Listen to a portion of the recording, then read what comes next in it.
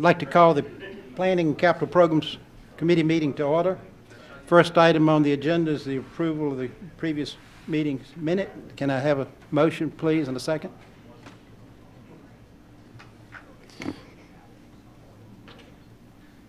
We got a motion by Hardage and a second by Ryerson. Can we vote, please?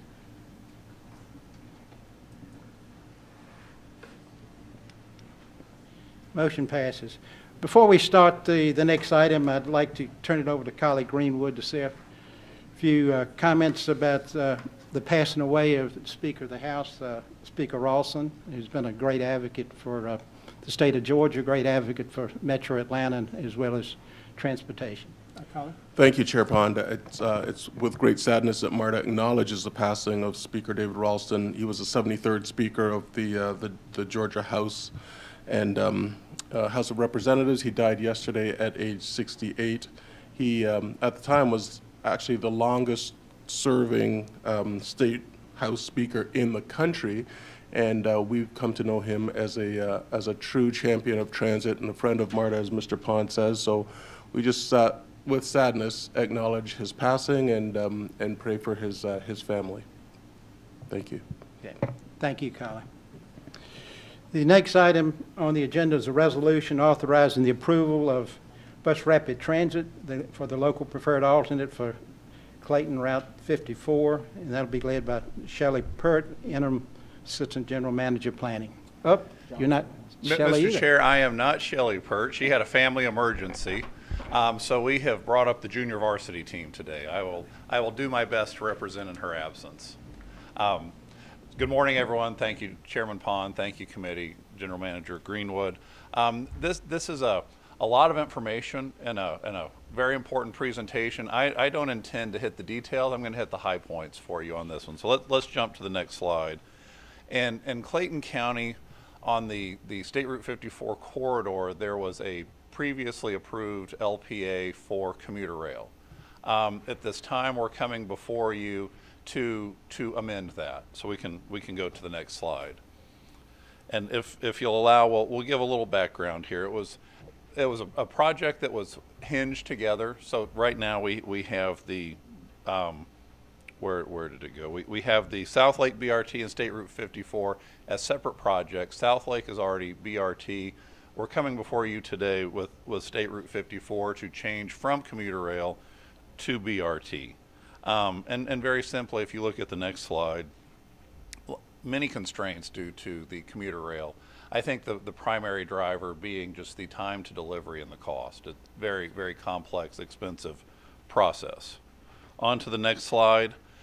This really goes back to the trip that we took to Indianapolis, where we had a peer city tour with Clayton County, showed them the BRT, and it became clear that this was a very viable, acceptable solution on this project.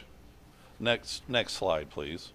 And you can see proposed State Route 54 project. I won't go into those details, but as you can see just from the map, the connectivity up into the MARTA system, and key for transit are these connections, and really would serve to unlock significant portions of Clayton County. On to the next slide. I'm actually going to skip the BRT benefits. I think we've talked about that before. Let's talk a little bit onto the next slide about purpose and need.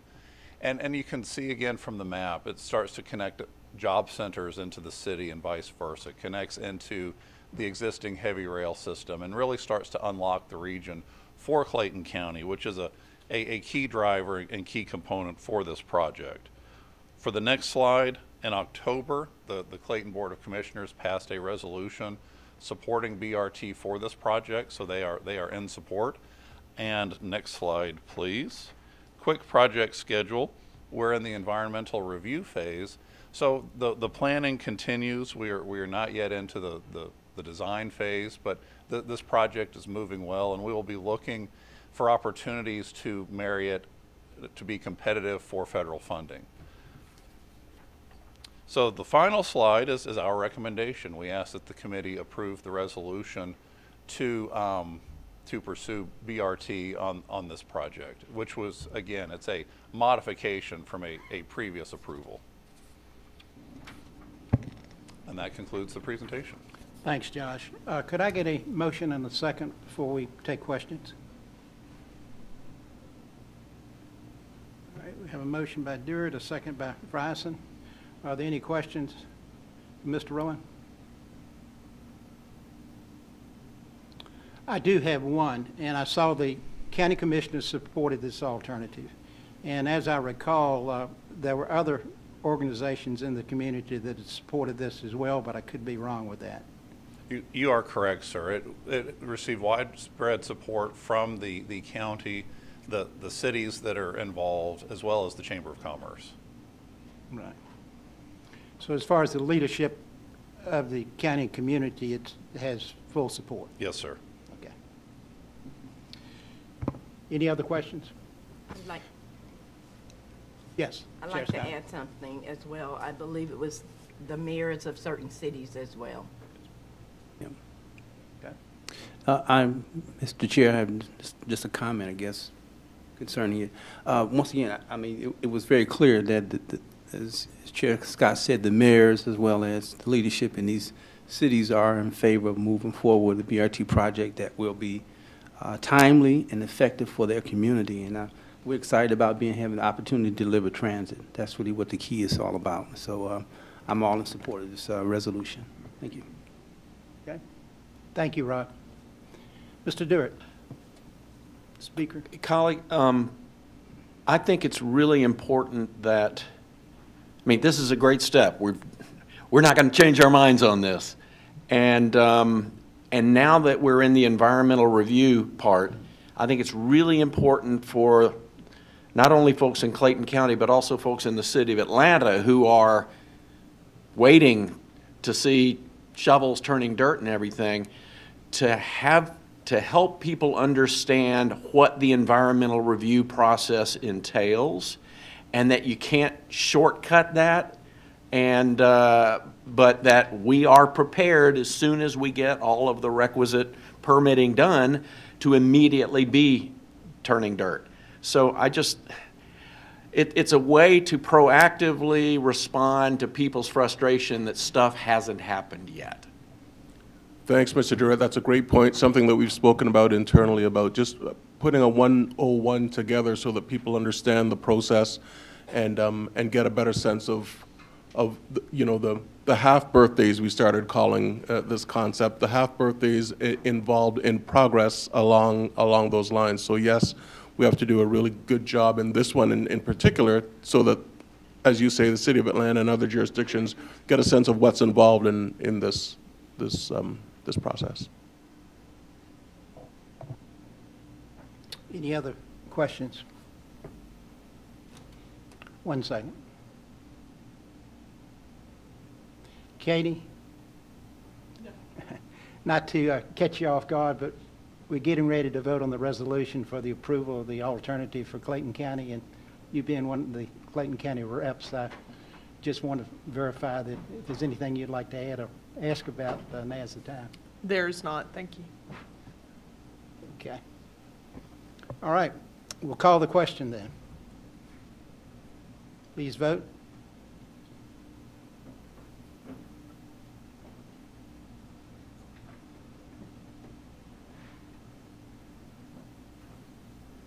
And I'm trying to vote. There we go.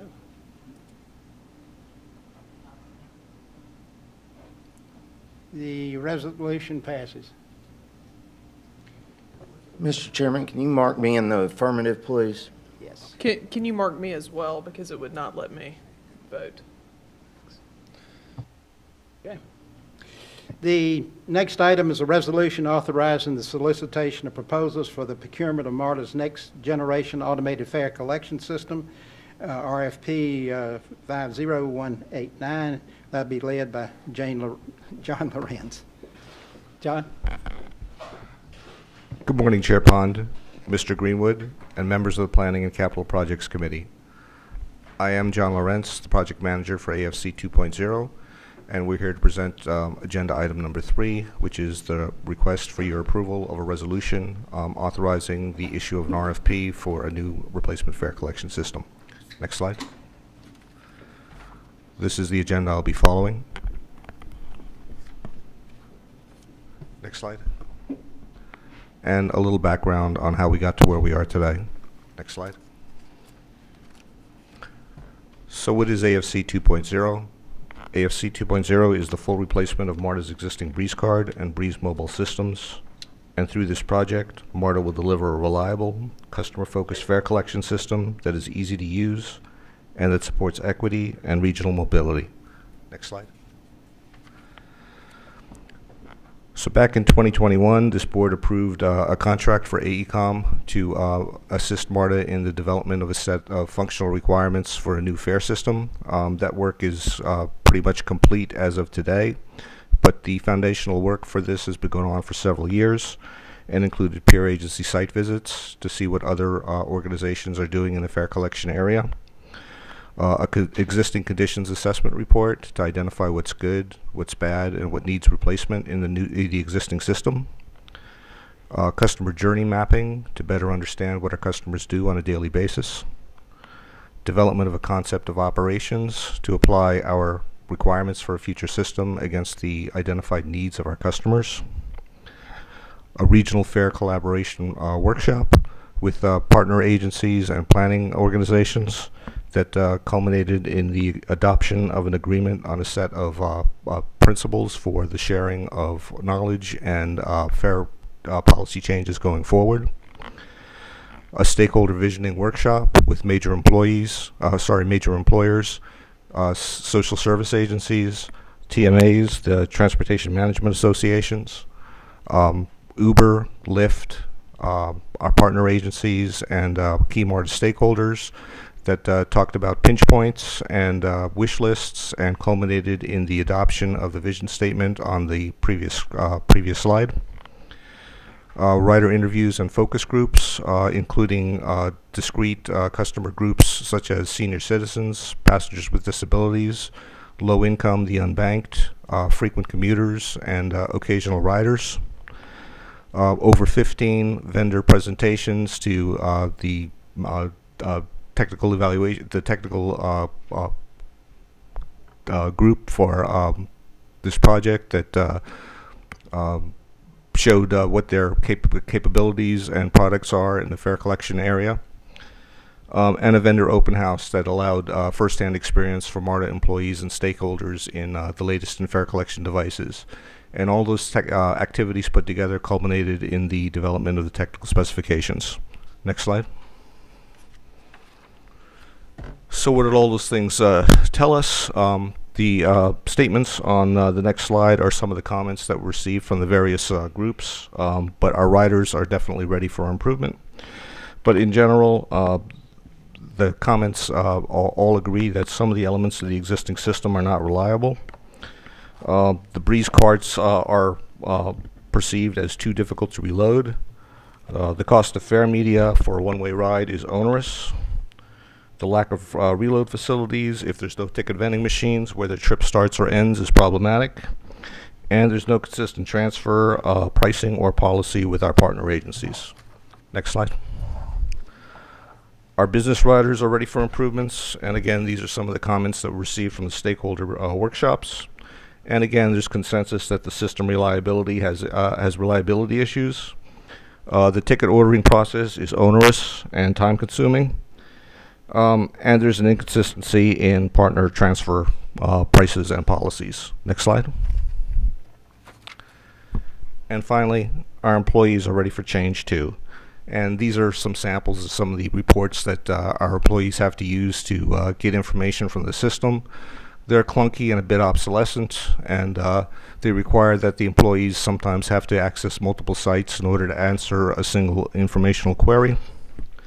And our employees agree that the reporting is inefficient, the order fulfillment is labor intensive, the reliability of system elements is problematic, and there's no accurate way of reconciling revenue that's been pulled from paratransit and the streetcar against any reports in the system. Next slide.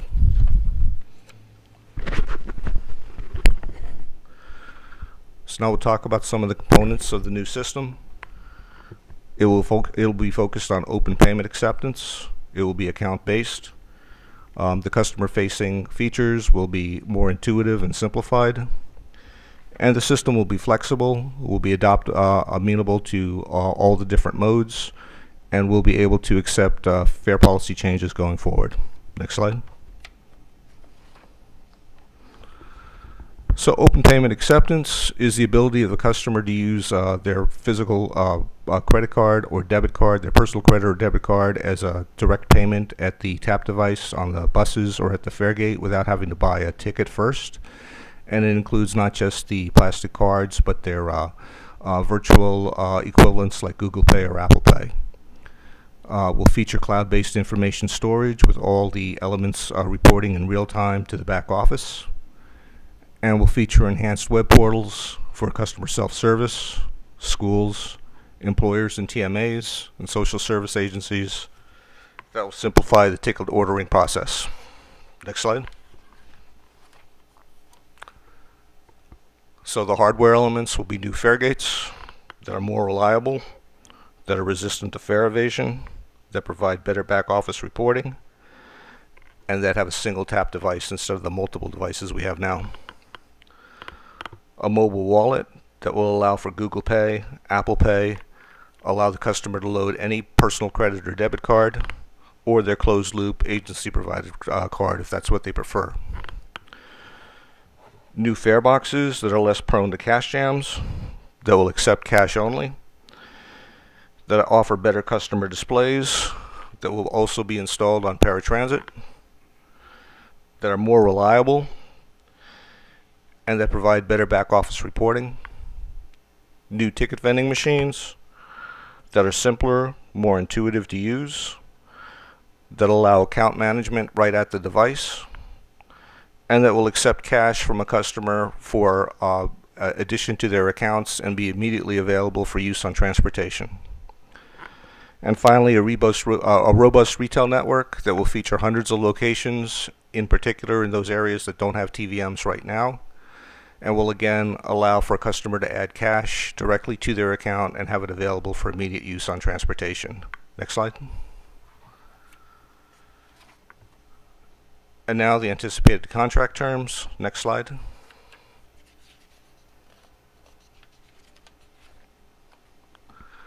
So based on the scope and scale of the project, it is expected that the cost of the AFC 2.0 contract will be between $260 and $390 million.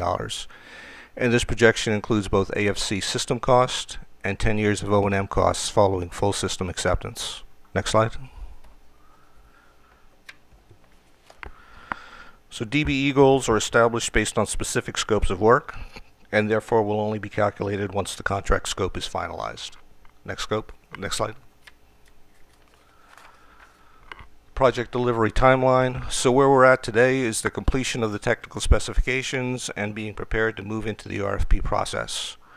We would like to issue the RFP by the end of this year or early next year, and anticipate that we would have a vendor selected by the end of October of 2023, with hopefully system design and implementation beginning in 2024.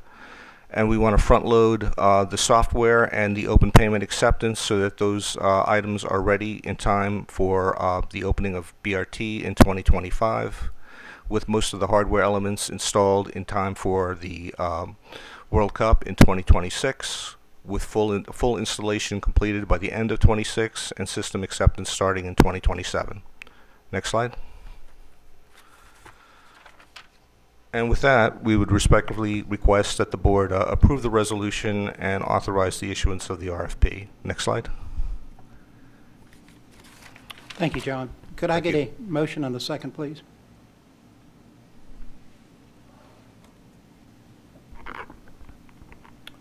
Moved by Worthy. Second by Durrett. All right. Any questions for Mr. Lenz? Yes. Go ahead, Bill. Yeah, a few quick questions, if you don't mind. To me, this change or this new upgrade is as important as anything else we've done about the state of good repair, including rail replacement, new cars, and everything else that we've done. This is important for the future of transit in our area. It has to be a way to adjust fares. And you've said a couple of things in there that made me think that this is the primary concern of it. And you mentioned the words fare policy changes, policy changes. It would be adjustable to policy changes by this board if we decided how to do that. And one of the things I think that this board has got to do in the future is to figure out how to make fares equitable and adjustable such that if you ride more, you pay less. I mean, those kind of things. So, but the question I have is $350 million to collect money. Okay, that seems like a lot of money. How much of that, you mentioned the cost to buy it and get it put up, and then the O&M cost for 10 years. How much is how much is that 10 years worth of O&M percentage-wise worth out of $300 million? The O&M is more than 50%. So it's half of it then? More than half. Correct? More than half of it? Yes. Okay. Is there any opportunity in any of this for state or federal assistance in the money to buy and put this in place? Yeah, I really can't answer questions about the funding source. There was a funding study that was done as part of this contract, and that was sent up to higher management. And yes, so we are putting a federal, what's called a federal boilerplate, or the federal restrictions or regulations on the contract, and so we will be requesting and using part of our federal grant for this particular effort. Okay, and what about the state? I do not believe, well, I haven't looked into state funding for this. I think something of this magnitude and this large would likely be leaning more towards federal dollars just based on that. But let me turn and ask Raj if I should say yes. Yes. Raj says I should say yes, we'll look into that. If we knew somebody that was related to the state government somehow. I think Colleen and I could get to work on that as well. You got All some right. pull. Thank you. Okay. Mr. Dirt? Forgive me, I'm going to read a text that I received from my youngest brother on September 27th. Question came up. Will MARTA have the sensor that checks the pass also be able to read a credit card? So you wouldn't need to buy a MARTA pass. Apparently this is what is in place in New York. I replied, working on it. He replied, my wife and sister-in-law say, caps lock, game changer. Just want to let you know, in my family, we all think this is really important. Well, we certainly wouldn't want New York to be a step ahead of us. Any other questions for John? Chair Pond, I have a question. Yes, Ms. Oh. Go ahead, Just- Stacey. Thank you. In terms of, into Chairman Floyd's question regarding 350 million, so there's like 130 million deviation in there. Why is there such a huge gap in, what the minimum and what the maximum anticipated amounts would be? Well, so the only number that we've actually received to date is an independent cost estimate from the consultant, all right? And in order to, because we really don't know what the bids are going to be until we receive them, we put in a plus 20 and minus 20% variance to establish a range. Okay. All right, we expect that the number will be closer to the midpoint of the range because that's where the estimate came in, but I really can't tell you that until we receive the estimates, until we receive the quotes. I'd like to add something. And just remembering that this is an RFP, so we're writing in, this is how we want the system to perform, and we're relying on the vendors and the industry to tell us how they can meet that performance measure. So there may be, pieces of this scope, and that's what we looked at. You may have said, hey, when the scope is finalized, we'll have this type of information. So right now, we've said, hey, for an account-based system or for, open payments, we think it costs this amount. But there may be some product or some innovations that come in the next year or so that cause it the prices to be lower, some that may cause it to be higher. So because we're not specifically specifying what we want, we're putting in a range there of plus or minus 20%. Okay, understood. Thank you. And this is an exciting project. When I worked downtown, I used to remember the frustrations with having to try to reload and all of those things. So this is really exciting and appreciate it. So thank you. Ms. Hardage? Yes, thank you so much, and I know how important this is to everyone, but I do have a question, And you may not have the answer yet, that's okay, but what's going to be the process for downtime? Because inevitably, something will not be working, whether it's the computers or the cloud, whatever it is. Do we have a process? Do we know what we're going to do when our systems are down? Yeah, that's a policy decision that the agency's going to have to make. So that's really not part of the RFP itself, but yes, that's definitely something that has to be worked Yeah, I out. just think we need to work that into it because I work in a hospital, systems go down. So, and you always need to know what your backup is. They call that plan for the worst and hope for the best. That's exactly right, yes. Mr. Worthy? We're calling this AFC 2.0, right? Isn't that what the presentation was? That's what we're using as the term right now, yes. Yeah, is it fair to say that it might actually be 3.0 because we kind of have a 1.0 and a 2.0 on the system currently, correct? If you were to count the Breeze Mobile being added as a 2.0, then yes. Well, I guess my question is, when I ride the system, there are some stations that you go in and I feel like they were probably put in for the 96 Olympics, with the dot matrix display that half of them don't work. And then there are other fare collection gates in other stations that look newer, look a little bit more up to date. I guess my question is, as we roll these out, are we able to use the newer ones we have and move them around strategically to try to have the facelift on a rolling basis? Yeah, we really haven't gotten into the implementation plan yet. That's going to be one of the requirements for the vendor when they come in. But the intent's going to be to go on a as-needed basis, whatever the highest priorities are first, all right, and then do the installations that way. But like I said on the last slide, when we talked about the system implementation, our first goal is to get open payments into acceptance, which is merely the addition of validators at all the locations so that people can start using their credit cards, so that the existing system will continue to operate in parallel with the open payments. And then after that's functioning, then start selectively removing the existing elements and replacing them with the new hardware. Gotcha. Thank you. Okay. Mr. Froston? I'm sorry, go ahead. I was gonna, may I add that we also are working with Cubic now on a transition plan, so maybe kind of goes a little bit to what Ms. Hardage was asking. So we don't know who the new vendor may be. It may be Cubic, it may be a different vendor, but there may be a period of time where we have multiple systems that are working in parallel. So during the process of putting these in, we'll have a plan together, what's called a transition plan, on how these things will come on board. Just as John is saying here, what do we put in place first, second, third? How do we have these systems work in parallel? And then Raj reminded me that as part of the O&M, or operations and maintenance plan, there will be a service level agreements that will address downtime as well, and what will happen if a system goes down, and who's responsible, and how are we compensated for those types of things. Makes sense. Sounds good. Thank you. And my question has to do with, is there room for multiple vendors to participate in this proposal? Because I come to understand that the technology changes so frequently, and if you have multiple vendors that are able to make the adjustments as things happen instead of just one vendor, I don't know if that's an option for this type of consideration. Because once again, I find that things are changing so frequently, and we would want to be able to be very nimble in that whole process. Okay, so the key to the system is the back office, all right, which is and the payment processing, so that everything passes through into the cloud into one integrated system. On the hardware end, we don't expect that the prime vendor is going to be able to also provide all the hardware, so we expect that they're going to be subbing that out to what we would hope would be the best in breed in the industry, and get that. So we expect that essentially the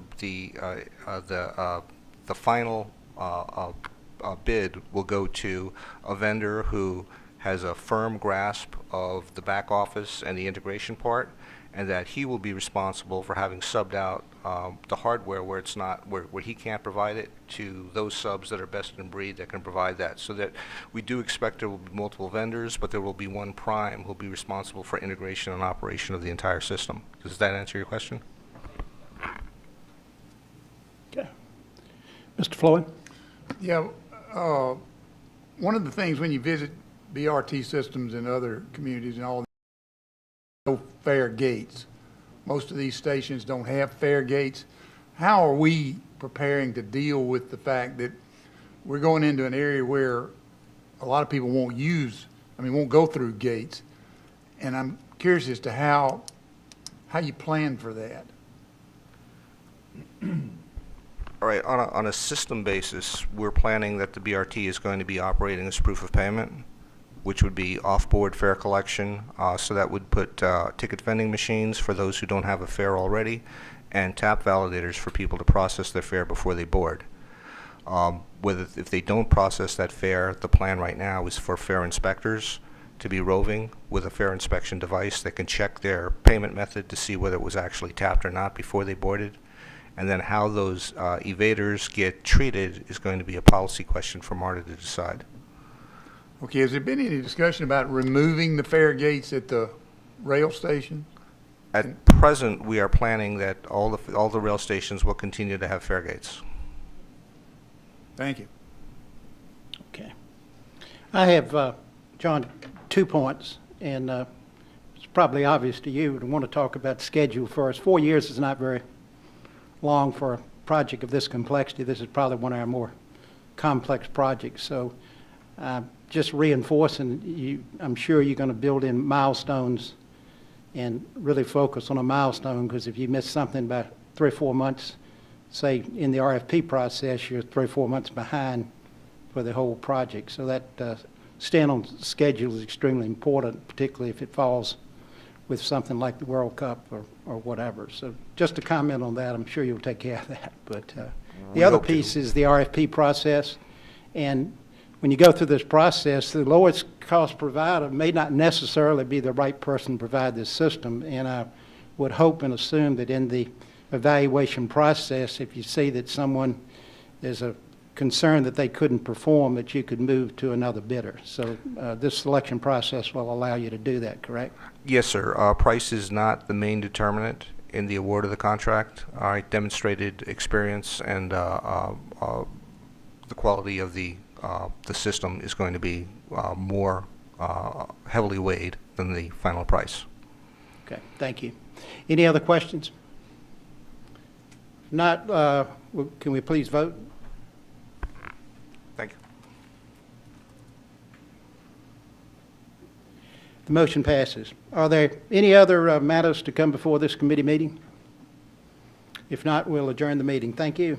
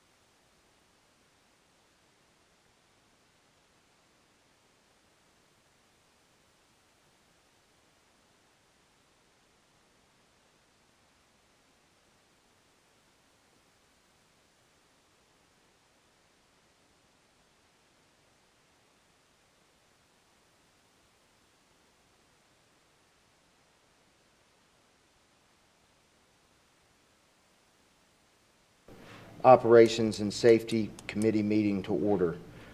The first item on the agenda is approval of the October 27th, 2022 Operations and Safety Committee minutes, which are in your packet.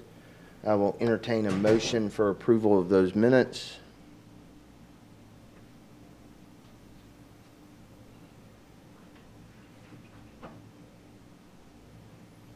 It has been moved and seconded. Please vote.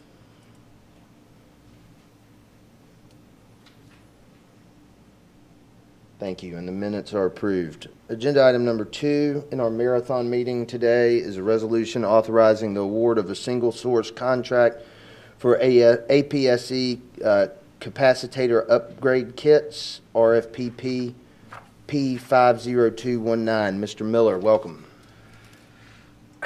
Good morning. Chairman Worthy, Ms. Salam's not here, Mr. Greenwood, Mr. McKinney, and members of the Operations and Safety Committee. My name is Doug Miller, and I am the Director of Railcar Maintenance. May I direct your attention to agenda item number 2. The requested resolution authorizes award of a contract for the procurement of CQ310 APSE capacitor upgrade kits, RFPP P50219. Next slide, please. I will speak to these areas and present the resolution for consideration. Next slide, please. The requested resolution authorizes the general manager, CEO, or delegate to enter into a contract for the procurement of CQ310 APSE capacitor upgrade kits with PowerTech Converter Corporation in the amount of $219,780. This is a one-year contract, and it's funded with local capital funds from the fiscal 2023 budget. Funds for subsequent fiscal years will be included in subsequent annual budgets. Next year, please. Next slide, please.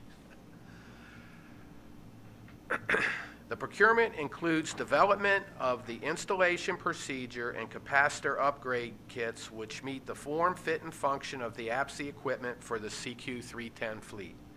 The material is required as part of the effort to maintain the CQ310 vehicles under the Fleet Sustainment Project. The effort will address known flaws in the vehicle's auxiliary power supply equipment, APSE, that's what it stands for, which is a vital unit on the rail vehicle systems. PowerTech Converter is the original equipment manufacturer designer, also known as the OEM. The upgraded capacitor design greatly reduces the risk of equipment failure, which improves the reliability of the vehicle and the entire fleet significantly. PowerTech Converter Corporation will design, fabricate, and qualify the components for the capacitor upgrade kits to specification as the OEM. OEM qualification is critical to the safe operation on the units under high voltage and high current conditions here at MARTA.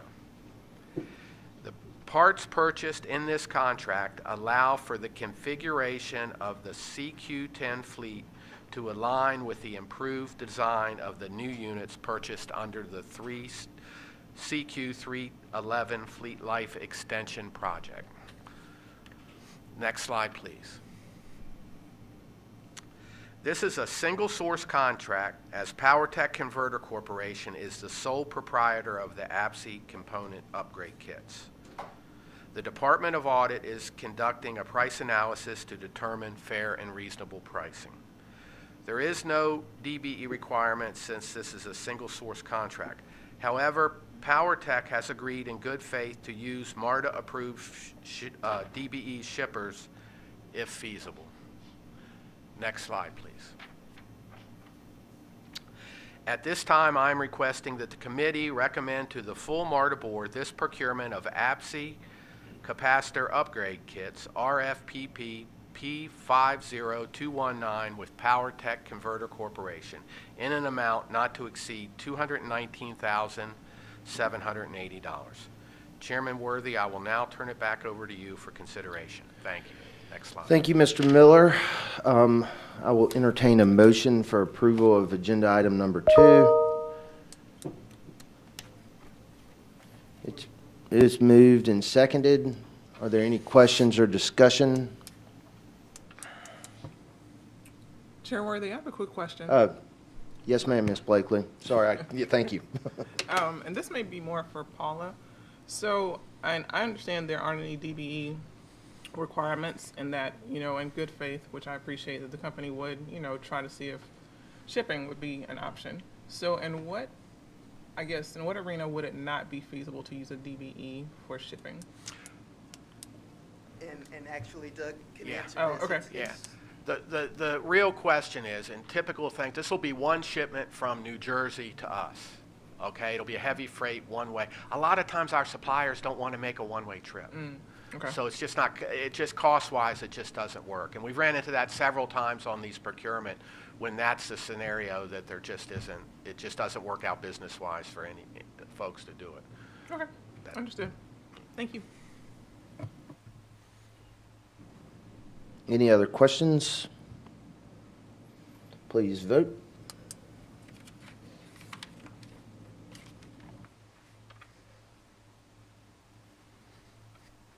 And the resolution passes. Thank you. We will move on to agenda item number 3, resolution authorizing the award of a single source contract for AC traction motor overhaul and repair services, RFP PP 50226. Mr. Miller. Thank you, Chairman Worthy. May I direct your attention to agenda item number 3. The requested resolution authorizes award of a contract for the procurement of AC traction motor overhaul and repair services, RFPP P50226. Next slide, please.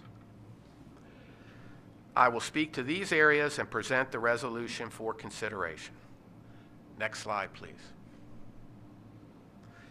The requested resolution authorizes the general manager, CEO, or delegate to enter into a contract for the procurement of AC traction motor overhaul and repair services with Swagger Coil Systems in the amount of $3,459,624.63. This is a 3-year contract with a 1-year option. It is funded with local operating and capital funds from the approved fiscal 2023 budget, and funds for subsequent fiscal years will be included in subsequent annual budgets. Next slide, please. The Bombardier AC traction motors are essential components of the rail vehicle propulsion system. The motors require periodic rework and reconditioning in order to meet the rail car availability requirements. MARTA performs basic testing and servicing, such as replacement of traction motors in-house. We send major defects out for evaluation and specific repairs using specialized equipment to rewind motors, etc. This contract involves overhaul, repair, and testing of traction motors, and will also recondition and repair the traction motor's major components, such as stators, rotors, and shafts. Repair services concentrate on maintaining the traction motors for the CQ312, CQ311, and CQ310 cars, and support basic overhaul-related work, as well as perform repairs on an as-needed basis, bringing the traction motors to like-new operating condition in order to maintain the motor's useful life. Maintained properly, traction motors can last for the life of our rail cars. Next slide, please. The services furnished under this contract will maintain adequate quantities of spare components to support the daily maintenance demands, and will support the preventative maintenance or L-Care schedule, which will ensure that the rail vehicle fleets meet the daily availability requirements for revenue service. So this slide shows kind of a brief overview of some of our programs. I spoke in the earlier procurement also. You know, we have a board that we run through to maintain the safety and reliability of the fleet that I chair, the Car Maintenance Review Board. And we look at engineering data and we review reliability and we make recommendations. And then we have one of our major in-house programs is our life cycle asset reliability, or LCARE. When I say LCARE, that's what I'm talking about. And currently we have two programs going on. We have a 42-month program on the CQ310 cars and a bridge program going on the CQ312 cars. And our fleet life extension program were the three CQ311 cars, which we sent to New Jersey for KI to overhaul. And we've gotten those all back, and they have shown a significant improvement in the reliability of our fleet. They're our best running fleet right now. So the plan is for them to be the last man standing with the new car as we move forward. And we'll continue to evolve these programs and dovetail it into the new car acceptance, so we put the right amount of money and maintenance in to keep our fleet rolling along until the new cars get here.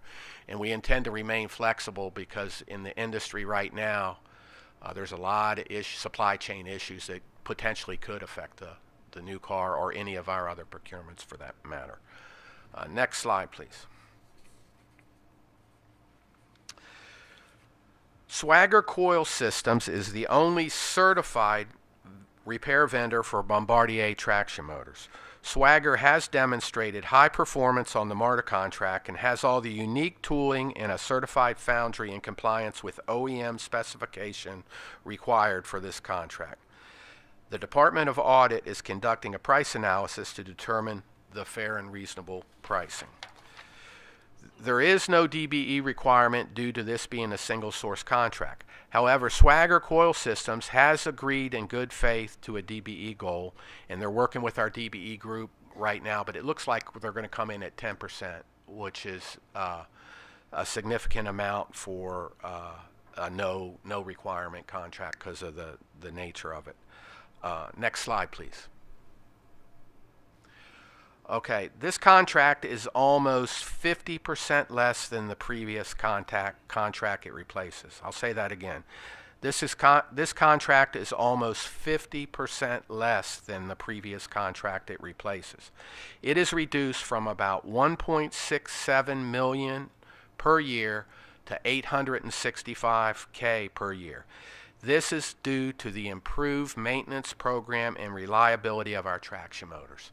About 6 years ago, we transitioned to a non-conductive bearing, an insulated bearing, and we increased and improved our in-house maintenance program. So that's really reduced the number of traction motors we got to send out for heavy repair. It's just been trending down tremendously over the last few years. And also this contract, these are estimates based on anticipated amount of work over the next few years. There's a pretty good chance that we could use less than this. It's on an as-needed basis as we send motors out that need this servicing. You know, in fact, the last contract we ended up extending and using it for a longer period of time than it actually was, because we didn't. You know, based on the initial estimates, we've just trended down over the last 6 years. So this is definitely a success story. Next slide, please. At this time, I am requesting that the committee recommend to the full MARTA board this procurement of AC traction motor overhaul and repair services, RFPP P50226 with Swagger Coil Systems, in an amount not to exceed $3,459,624.63. Chairman Worthy, I will now turn it back over to you for consideration. Thank you. Thank you, Mr. Miller. I will entertain a motion.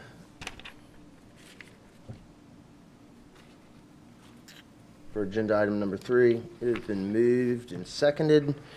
Any questions from the committee? Mr. Pond. Just one. I think you covered it briefly, but the reason for the reduction in cost, projected cost, is because of the MARTA staff's preventive maintenance program ongoing, looking after what we've got. Yes, sir. Yeah. That's true. Thank you. Any other questions? We'll call for the vote. The resolution passes. We'll move on to agenda item number 4, resolution authorizing the award of a contract for the procurement of FM 200 fire suppression systems inspection and testing services, IFB B50144. Back to you, Mr. Miller. Thank you again, Chairman Worthy. May I direct your attention to agenda item number 4. The requested resolution authorizes award of a contract for the procurement of fire suppression systems inspection and testing services, IFB B50144. Next slide, please. I will speak to these areas and present the resolution for consideration. Next slide, please. The requested resolution authorizes the general manager, CEO, or delegate to enter into a contract for the procurement of fire suppression systems inspection and testing services with Pi Barker Fire and Safety, LLC, in an amount not to exceed $288,458. This is a reoccurring 3-year contract with no option and is being funded with local operating funds from the approved fiscal year 2023 budget. Funds for subsequent fiscal years will be included in subsequent budgets. Next slide, please. MARTA requires the services of a fire suppression systems contractor to provide safety-critical inspection and testing services of MARTA's FM 200 fire suppression systems and the system's associated components. MARTA has FM 200 suppression systems located at various MARTA facilities.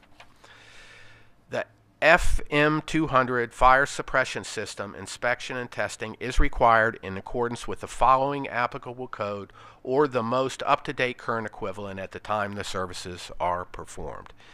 The NFPA 2001 Standard for Clean Air Agent Fire Extinguishing Systems, in the current edition UL 2166 Standards for Halocarbon Cleaning Agent Extinguishing System Units.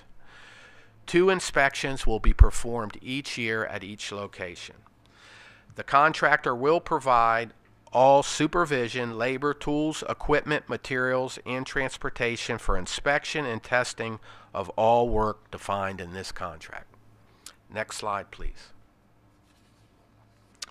On September 21st, 2022, advance notice to bidders were sent to 14 vendors for the procurement of fire suppression system inspection and testing services. Notices of invitation for bids were advertised in the Atlanta Journal-Constitution, the Georgia Procurement Registry, the Georgia Local Government Access Marketplace, and on MARTA's website. 14 firms retrieved the online solicitation and/or purchased the CD. On the bid opening date and time of October 21st, 2022 at 2 p.m., 3 bids were received. Pi Barker Fire and Safety, LLC submitted the lowest bid in the amount of $288,458 and was determined to be a responsive and responsible bidder. The price is determined to be fair and reasonable based on the independent cost estimate and price competition. There is no DBE requirement due to the specialized service, kind of a niche requirement. Next slide, please.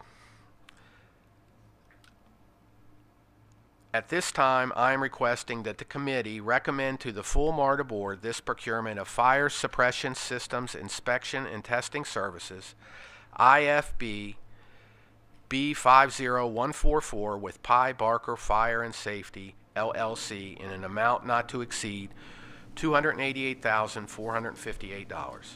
Chairman Worthy, I will now turn it back over to you for consideration. Thank you. Next slide, please. Thank you, Mr. Miller. I will entertain a motion in a second. It's been moved by Mr. Durrett and seconded. Any questions, Ms. Hartage? do they currently have the contract, or is this going to be a new vendor? It's a different vendor. I'm being told that this is MyTech, who has had the contract before previously. They've won and bid it previously and did a decent job at it. So, but they reconfigured in a different name, but they have had it in the past, I think.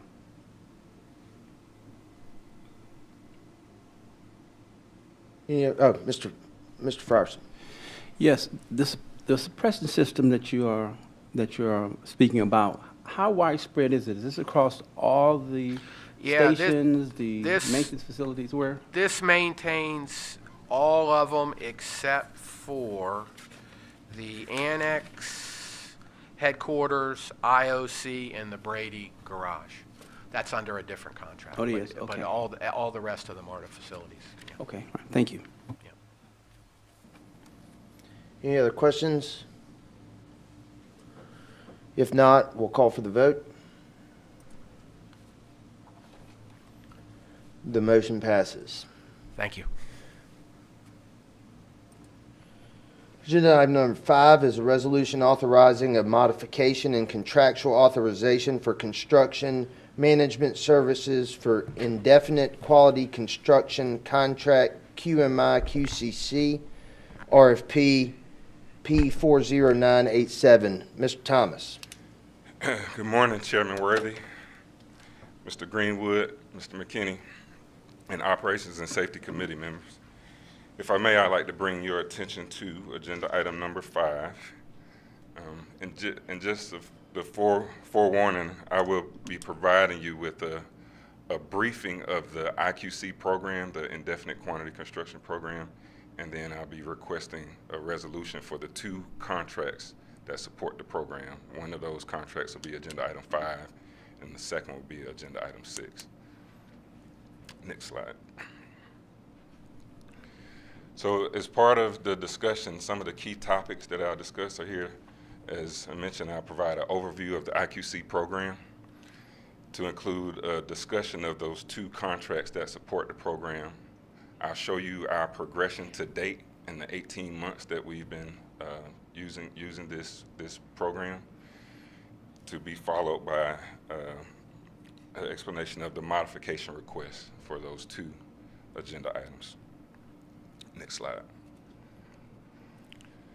So as an overview of the program was implemented to allow us to quickly execute smaller, medium priority projects for repair, rehabilitation, modernization, or refurbishment of, to include minor construction projects or space planning tasks at our facilities. Under this instrument, the tasks are based on a pre-priced task catalog, which allows us to get things moving quickly to reduce the backlog of smaller contracts and reduce the time for our procurement process, and also to help us streamline the overall process to replace operation critical equipment. Next slide. As I mentioned, this initiative involves 2 separate contracts. And at the end of the presentation, again, I will be requesting 2 separate resolutions for consideration. So the first contract is a construction management contract, which was awarded to a single vendor for an amount of $1.095 million. And of note, we've thus far used approximately 42% of our authorized contract value. And I'll show you some reasons for how we've used, in the short amount of time, we've used such a significant amount of the contract value. Second, we awarded construction contracts to 6 separate vendors under the next contract agreement, RFP 40916. That cumulative contract value was $10 million, which was distributed among six different vendors. And a couple of years back, when we made the decision to go with a multi-award contract, we felt that it was going to give us a more robust program, increase our flexibility and turnaround time to execute some of this much needed work that we wanted to do.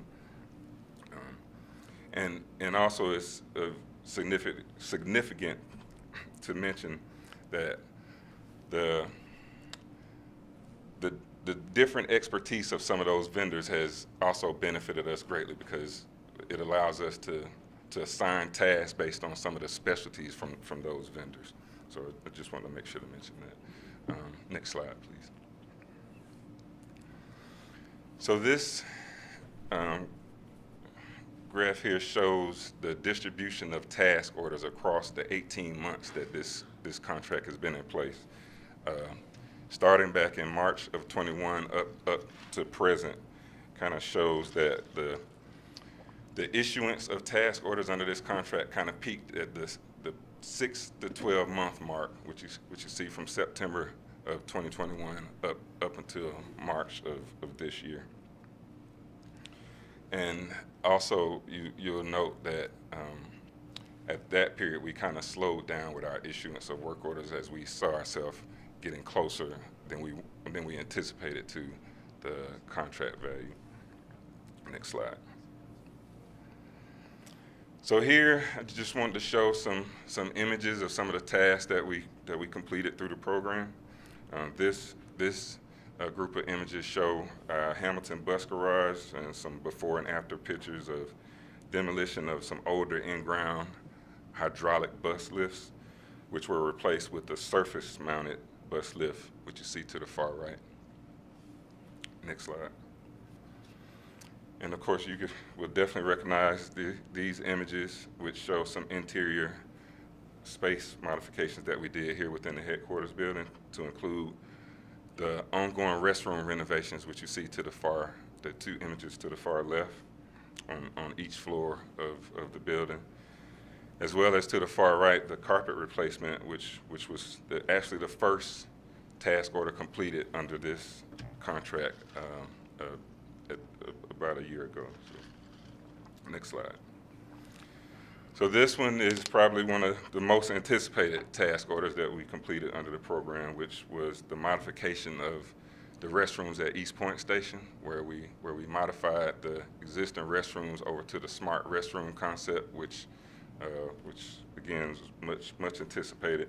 This task order is currently underway. It's in the final stages, as you can see from some of the images here, as we finalize the programming and testing for the various communication systems which are part of the renovation. Next slide.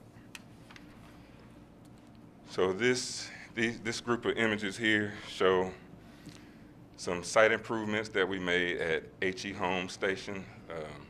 It's actually just west of the station, beneath the aerial tail track structures.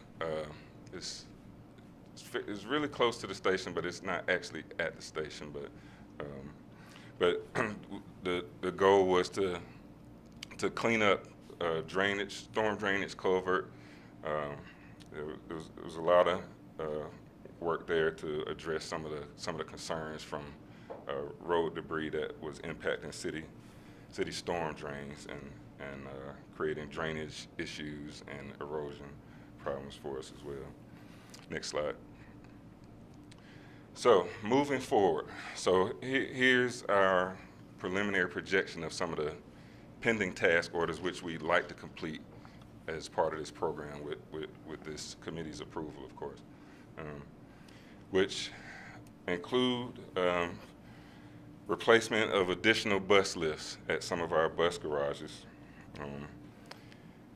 space planning improvements here at headquarters building to support the HQ Annex relocation efforts, installation of HVAC systems at select train control rooms at our stations, additional site improvements of areas adjacent to stations, garages, and wayside areas like we saw at H.E. Holmes, and also, last but not least, additional security improvements to support MPD and some of our internal customers with securing our properties even better than we are now.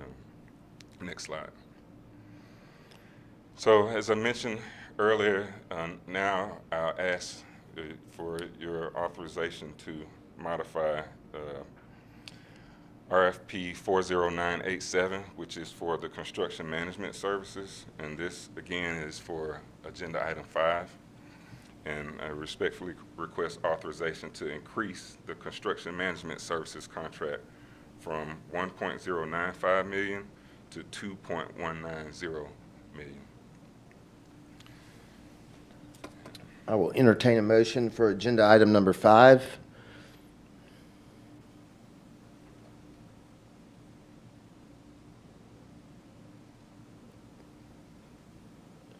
It has been moved and seconded. Any question of Mr. Thomas? Mr. Durrett? I understand what you're doing, but help me understand a term that you used, tail track. Is that the track that extends past the station in order to move a vehicle out of where the platform is? You're absolutely right, sir. Thank That's you. exactly what it is. Thank you. Any other questions? We'll call for the vote.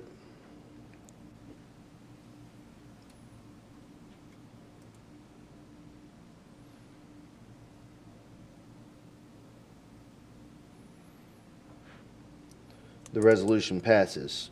Agenda item number 6 is a resolution authorizing a modification in contractual authorization for indefinite quantity construction contract services, RFP P40916. Back to you, Mr. Thomas. Thank you, sir. So, again, for agenda item number 6, is for RFP 40916. This is for the actual vendors providing the construction services that are managed by the previous vendor and contract. So the current contract value, or original contract value rather, was 10 million split among those six vendors who awarded contracts. And I respectfully request authorization to modify the contract to the requested value of 20 million to be distributed across those same 6 vendors.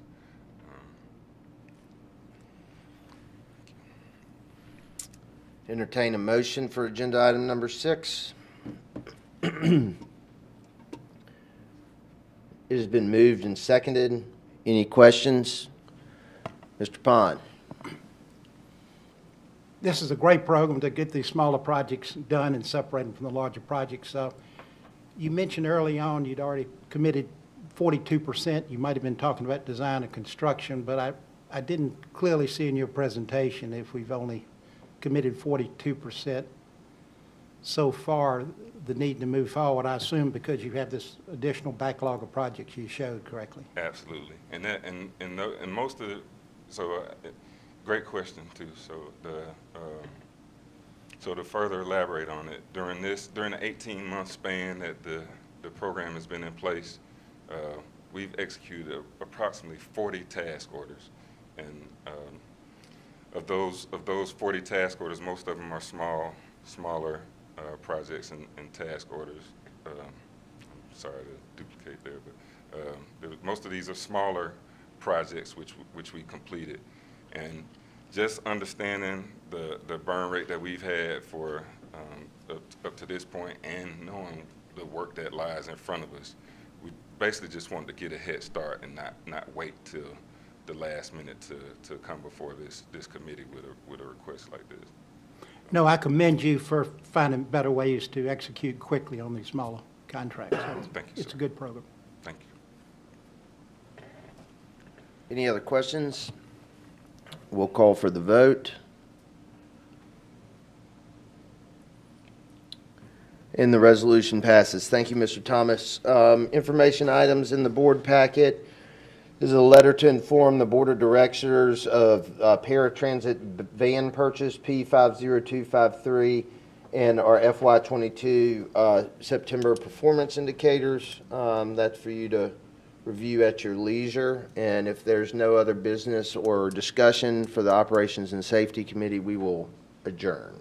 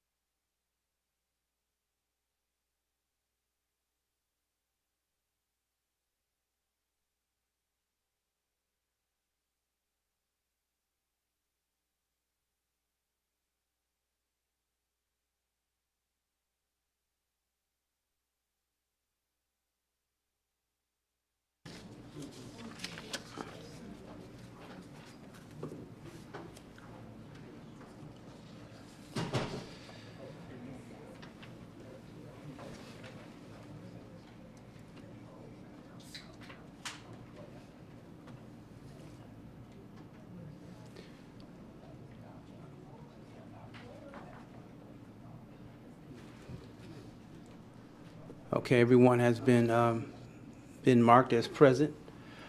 All right, the first item on the agenda for the Business Management Committee meeting, November 17th, 2022. The first item on the agenda is approval of the October 27th, 2022 Business Management Committee meeting minutes.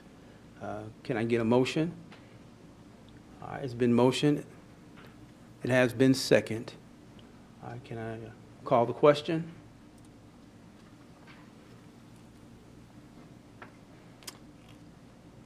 All right, the minutes have been approved. The next item on the agenda is a resolution authorizing the renewal of MARTA's excess property and liability insurance programs for 2023. Donna Jennings, Director of Risk Management, you have the floor. Good morning, Chairman Frierson, Mr. Durrett, Mr. Srinath, Mr. Greenwood, and members of the committee. The resolution before you today is to obtain approval to renew the authority's excess operating property and liability insurance programs for calendar year 2023. This time last year, we were dealing with the continuing effects of a hard insurance market. Today, we are still in a hard insurance market that has been exacerbated by the effects of inflation. Next slide, please. Inflation affects all aspects of the insurance transaction, from increased material and labor costs to rebuild after a loss, to lower investment returns for insurers, which then impacts pricing of coverage for insurers. As I will outline, pricing for our excess programs reflect this additional pressure. In my presentation, I will give you an overview of the insurance market conditions and program costs, and at the conclusion of my presentation, I will ask for approval of these recommendations. Next slide, please. First, let's discuss the excess liability market conditions. Commercial automobile liability and excess liability markets in 2022 continue to be challenging lines of business. The commercial automobile line of business is particularly challenging and continues to be unprofitable for all insurance carriers. Increased frequency and severity of losses are the result of a multitude of factors, including more vehicles on the road, covering more miles, distracted driving, rising medical expenses, commercial driver shortages, legal climate changes, and decaying public infrastructure. As a result, the 10-year trend of increasing claim costs continues unabated. In response, insurance companies are reducing the amount of coverage they will underwrite on certain types of businesses, insulating themselves further from risk by requiring insureds to maintain higher retentions and charging more for higher limits due to rising reinsurance costs. Next slide, please. This graph illustrates the rising cost of claims, particularly litigated claims. From 2014 to 2019, jury verdicts have almost doubled. This dramatic increase in costs is attributed to several factors that fall under the broad term of social inflation. Social inflation refers to all ways in which insurers' claims costs rise over and above general economic inflation, which includes wage and price inflation, medical cost inflation, societal shifts, and other emerging risks. More narrowly defined, social inflation refers to legislative and litigation developments that impact insurers' legal liabilities and claims costs. Taken together, all these factors continue to have a dramatic impact on the cost of claims, which directly impacts the cost and availability of insurance coverage. Next slide, please. Our challenges with the excess liability program began in 2018, and the increase in costs we have experienced since that time track with the hardening of the insurance markets, where prices have increased for the last 19 consecutive quarters. As you can see from the blue line on the graph, our costs have increased by 157% in 5 years, from $3.1 million in 2018 to $8.028 million in 2022.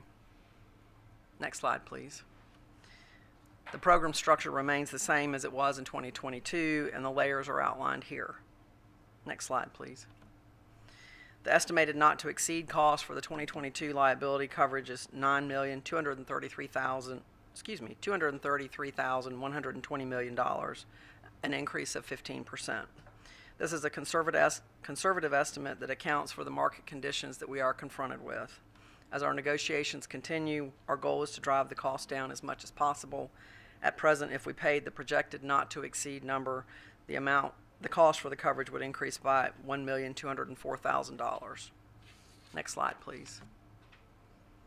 And now we'll move on to the excess property program. The property insurance market also continues to be challenged by a number of factors, including 2021 being the third highest loss year for insured natural catastrophe events since 2011. High inflation affecting replacement cost values, 4 leading construction cost indices saw upswings on average of plus 19%, and the aftermath of Hurricane Ian with insured loss estimates of $74 billion. The combination of severe natural catastrophe events and high inflation have created a perfect storm in the insurance markets and continue to exert upward pressure on pricing as insurers continue to look for ways to cover ever-increasing claim costs. Next slide, please. Annually, we review our asset valuations for all of the authority's real property. We consistently apply inflation factors from industry construction cost indices in order to keep our valuations current. As I mentioned in the last slide, the construction indices saw an upswing on average of plus 19% for 2022. And based on the results of our review for this year's renewal, we determined that the authority needs to increase the limits on the property insurance program by $100 million, from $250 million to $350 million for the 2023 policy year. Next slide, please. Increasing our limits from $250 million to $350 million will cost an additional $225,000. The estimated not-to-exceed cost for the 2023 property coverage, including the additional limits, is $2,376,761, an increase of 26%. As negotiations continue, our goal is to drive the cost down as much as possible. At present, if we paid the projected not-to-exceed amount, the cost for the coverage would increase by $489,681. Next slide, please. In conclusion, the total not-to-exceed cost for the excess operating liability and property insurance programs for 2023 is $11.609 million. I respectfully request your approval of this resolution. Next slide, please. Thank you. Thank you. May I get a motion?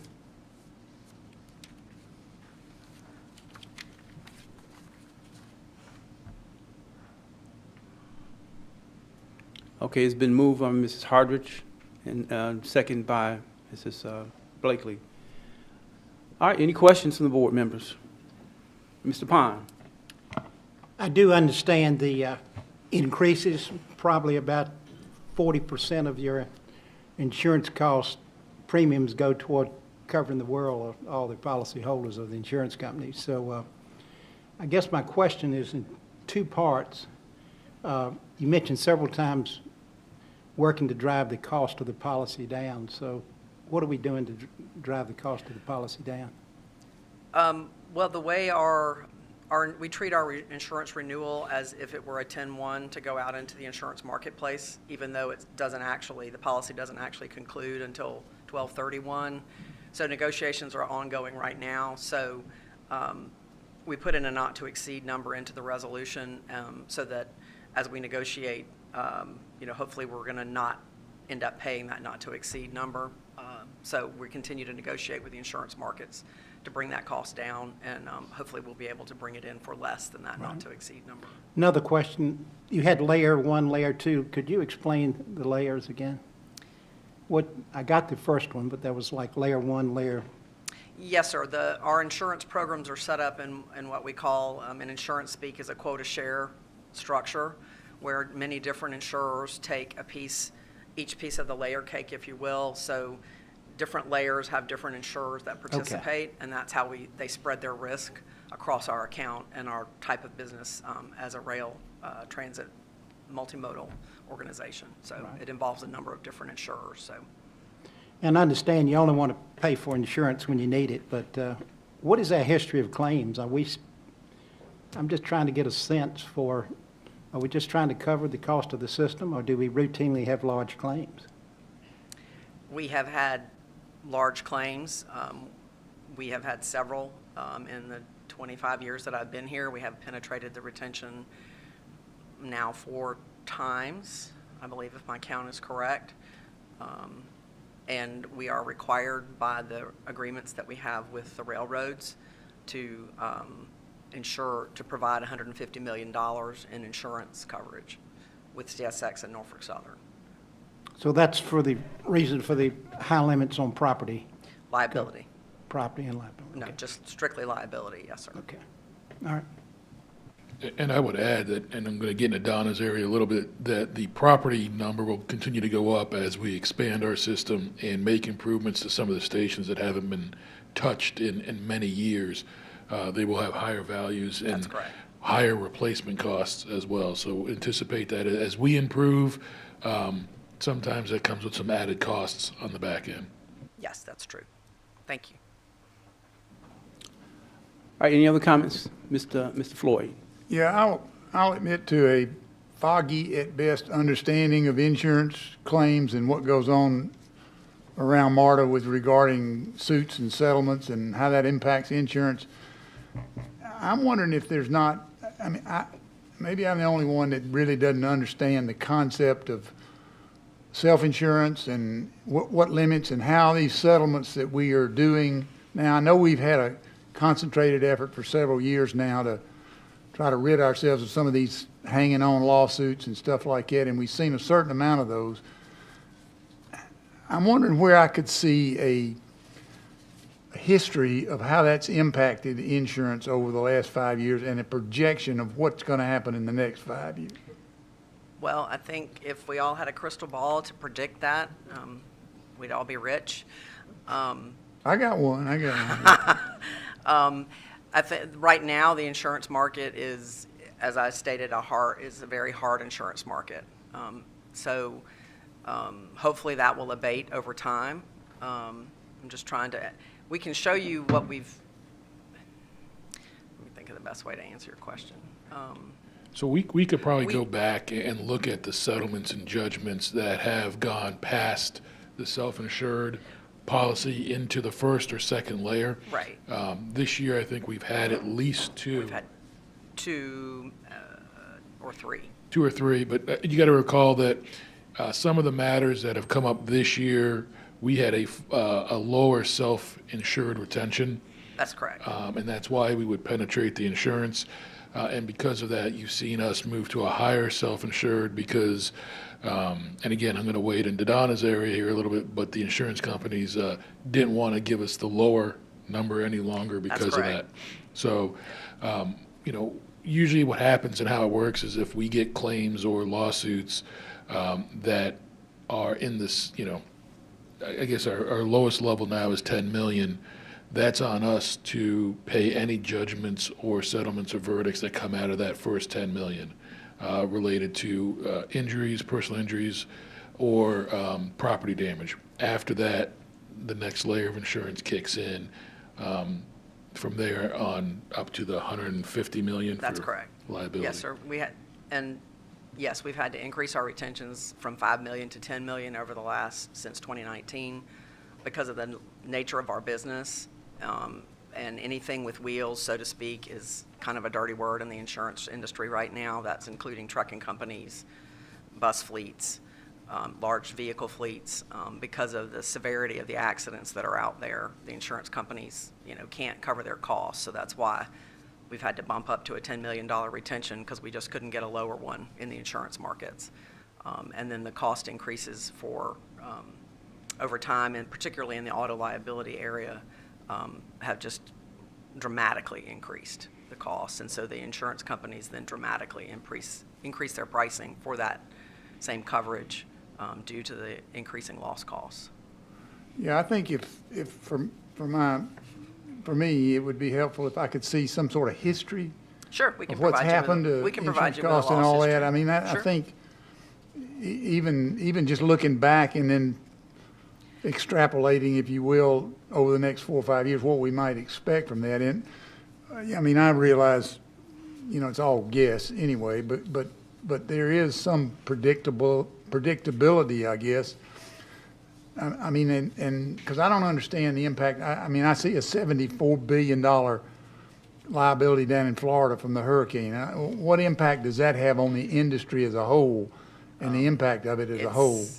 Well, the way insurance works is, and I won't get it, I'm not an actuary, so I won't try to go there, but basically it's based on the law of large numbers. So everybody pays in. So when the pool gets depleted, then the costs have to go up to cover the whole pool of everybody. So That's just the nature of the way insurance works. So it impacts the entire marketplace when there's a If you loss just think like about that. some sort of 1 or 2 page analysis, if you will, about where we are as self-insurance and what the limits are, if you will, on where that changes and how that goes, that you might, and I'm not looking for it now, I'm just saying, would be helpful to me to have a little better understanding about, when we settle something for $5 million and our part of it's 4 million and, that Well, kind of thing. Right. Well, and we can do that, but as Peter explained, we had a retention of $5 million on a certain, for a number of years. And then in 2019, so any claims that occurred within those loss years up to 2019, if it was $5,001, we would pay the first $5 million and the insurance company would pay $1 million. So Anything after that, it's $10 million. And so those loss years have not developed yet and had as many claims, so we haven't reached that point where we're paying within that $10 million range yet, because those claims are still developing in litigation and things like that. I would suggest that we do a briefing for the entire board in January on this matter. In fact, Mr. Greenwood's already asked during our CT meetings for an update on the history of the claims over the last few years.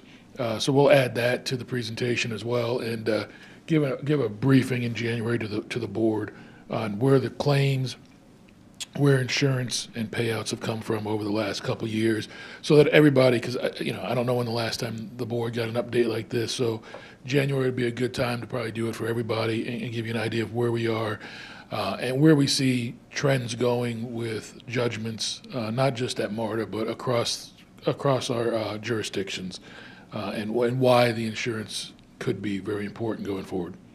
Okay, I appreciate that. I'm not trying to create work for you, but Sure. I guess I am really, but It's what we do. I just don't have a real good comprehension in my head about what all this means and the impact on the budget. I think the impact on the budget for the last, from 2 aspects. One is what we put in the budget for this kind of stuff, what that number is and how it gets there, and then whether we hit it or miss it, those kind of things. Anyway, thank you It'll very be much. easier to talk about that in a briefing.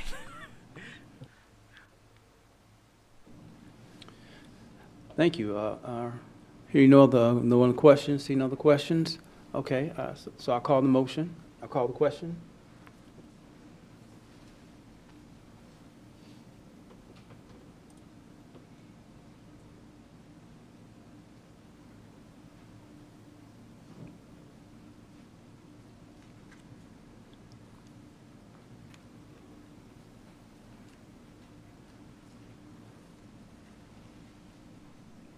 Okay, everyone has voted?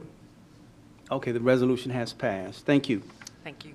All right, we look forward to that briefing in January. That will help us all kind of digest what that looks like on the landscape when it comes to insurance. The next item on the agenda is a resolution authorizing a modification and a contractual authorization for professional services for B2G Now software maintenance and support. LOA L45246. Mr. Kirk Talbert, AGM Technology, you have the floor. Thank you very much. If you could advance the slide, please, and I apologize in advance. This will not be as interesting as liability insurance. This is a request to extend our current contract that we have right now for the software that MARTA uses to manage the DBE program. So this is the software that Paula's team uses, pardon me, to track and set goals for DBE participation in contracts and to track the accomplishment of those goals. This contract that we entered into with BTG Now software started in 2020. We're asking for an additional 3-year extension, and if you'll advance to the next slide, we're asking for an addition of $266,292 for this contract to allow us to continue to use this software at MARTA. If you go back to the first slide, pardon me, you'll notice a significant bump in this initial year for the software is based on the utilization of the software. As Paula's team has been getting in and tracking to greater detail on the contracts, the software pricing is based on how much we use it, how intensely it's used, and that's why you see that initial bump. And then on subsequent years, you see the typical 5% that we're seeing in the maintenance contracts that we're entering into. So once again, to summarize, this is a request to extend the contract for 3 years and to add the $262,000 and change in authorization for this. It will be spent out of our IT operations budget on an annual basis. All right, can I get a motion?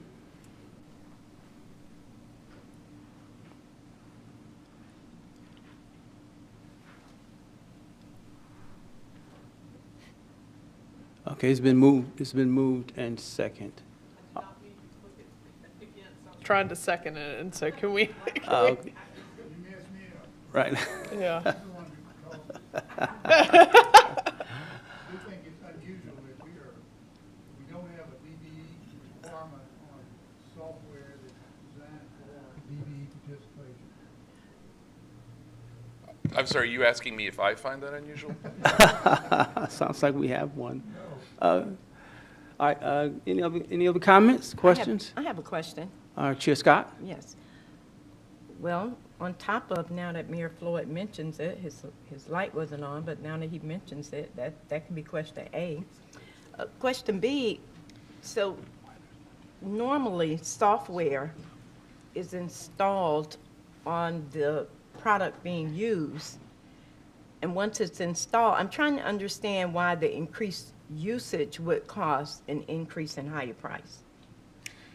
Certainly. I'll address that first, and then you can talk to Mayor Floyd's first question. In our software industry, and that was one of the things that came up in our pre-brief, in our software industry, they have multiple pricing models. Sometimes software is charged by how many people use it. Sometimes it's charged by how much it gets used. So if you use it 200 times a day, it's more expensive than 3 times a day. And sometimes it's charged by the underlying assets that you're managing. So in the case of our bus fleets, for example, as the bus fleet increases, things like our costs for trapeze increase. So in this case, it's tied back to the utilization that Paula's team has, and she can speak to that. But as they've increased the utilization, the tracking of DB, it drives the price of this software up. So once this, just so I understand, so once it's not the same as, I guess I retired from a technology company, so I'm trying to understand how that once the software is installed, the company whom the software was purchased from is monitoring how often it's used? Is that what's happening?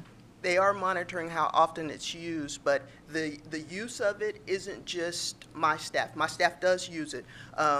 Just to kind of give a little more detail, it's used, this software is used for contract monitoring, but it's also used for our DBE certifications. As you all may recall, we are one of the agencies that certifies companies, gives the DBE certifications. So in that process, we require the firms to actually use this software to upload their applications, to follow the process.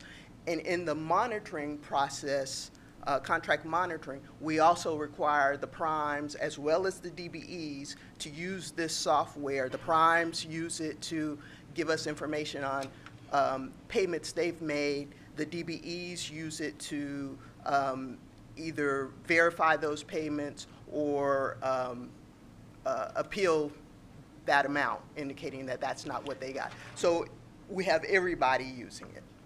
Okay, now I somewhat understand. Basically what you're saying is that once installed, that's not the end of the usage. Then the company has to also monitor what's being input.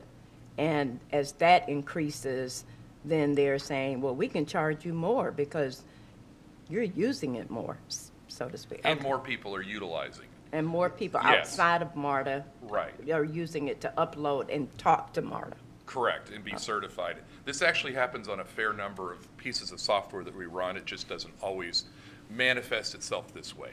There's different periods of time where the vendors true up utilization and then the licensing costs change. That I understand better as to the usage part, their interaction with the usage. Thank you. Certainly. All right, Mr. Pond. I understand Chair Scott's question. You contract for this software, and I can see the additional cost from maintaining it, upgrades and all of that, all of the things you have to do routinely, every day, every month. But is the additional cost for usage based on number of stations, or is that just, or number of users, is that had its price? Because in reality, that software needs to be updated, maintained, that's an additional cost, but there's really no additional cost for them other than installation of a station or something. So I'm just curious. So I can take it if you'd like. You can correct me. I believe this is a SaaS-based product, correct? In a SaaS-based model, they either say number of transactions per month drives the cost, like email and stuff, or they can say how many people are licensed to access this installation. So in this case, what we're seeing is as we expand the certification process of firms that are now certified as DBE, they have to log in. So we're effectively extending licenses. It's a number of licenses. Correct. Okay. Yes. Question answered. Okay, Paul, you want to answer? I think you may want to address Mr. Floyd's question. I don't know if that was answered. And please repeat that No, for I'm me. fine. I just responded to Chair Scott in that my light, some people say my light's been off for a long time, so I'm okay with that. Well, Paul, anything else you want to add to the questions? No, No. I I think it was about the fact that this is a piece of software that we're using to track DBE, and yet there's no DBE requirement on it. Did you just want to summarize how we got to that? I think he was just being ironic. How about sarcastic? I'll address it anyway, but yes. So when we initially got this software, as is common with, I guess, most software, it is just software. So there's not really that opportunity for DBEs to be a part of it, opportunities for things for them to do. But we are happy that at least it is helping the DBE community. Great political answer. Well, it's good to see that it's performing and helping our DBAs in terms of their monitoring and their access. And I'm sure the payment process is really important to them to make sure that this is flowing well. So it's good to hear that it's being utilized more and more. And if I could add, just part of the DBE roundtable exercises that Paula is starting to lead is exposure for some of our subcontractors to see what else MARTA is working on, see some of the business opportunities that we're looking at down the pipe so that they can start to compete for in areas that we may have previously thought inaccessible to them. So the more of these roundtables and the more of these group discussions, the more areas like this we can start to sense who else is available out there. So it's improving. Yes, that is correct. Any other questions from the board? Seeing none, I'll call the question.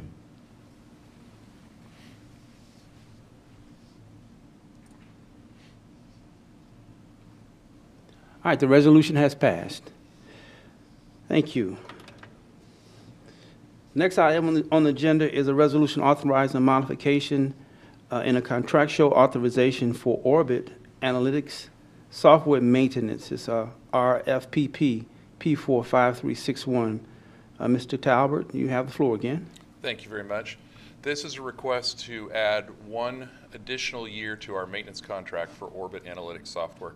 This is software that is used by our finance team and our HR personnel, pardon me, to analyze information that's stored in our Oracle system. So they extract the information, they can look at it from a number of different angles. The reason we're extending this one more year is to line up with our migration, of our Oracle platform to the cloud. We're in the process of migrating our financials to the cloud, and when we complete that next year, this software will no longer be necessary. We'll have better analytical tools in the newer version of Oracle. Mm-hmm. We anticipated that we would be able to have that resolved by now, but unfortunately it's taking an extra year to implement that completely, and so that's why we're asking for one final year in this case, an extension of time for 1 year and an extension of authorization for $54,954.28. Okay, thank you. May I get a motion?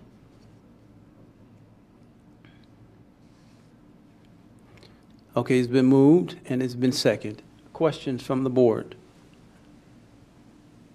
Hearing no questions, seeing no questions, all right. I call the motion.